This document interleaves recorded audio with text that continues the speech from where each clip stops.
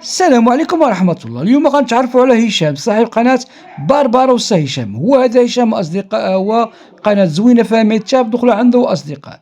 نكملوا الموضوع ديالنا. هشام غيتعرض للسرقة، وغادي السرقة هاد خينا هذا اللي تعرف عليه في أول فيديو، وهذا خوتي العزاز دخلوا تفرجوا في الفيديو وغتشوفوا الأمر كما هو من الأول حتى الآخر. هشام أصدقاء كما كتشوفوا معايا في المقطع الآن كيتعرض للسرقة.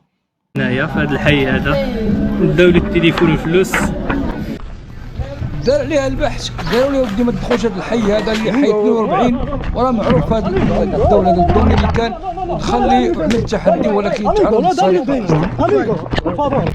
هذا هو الباروش اللي قلت لك عليه في الاول، راه هو هذا كان كيصور معاه في الاول كيبان لك زعما فراسو ما يتعاود، ساعه هو كيتسنى غير يتفرز وغادي يسرقوا هو العصابه ديالو، وراه غير براشه اصدقاء.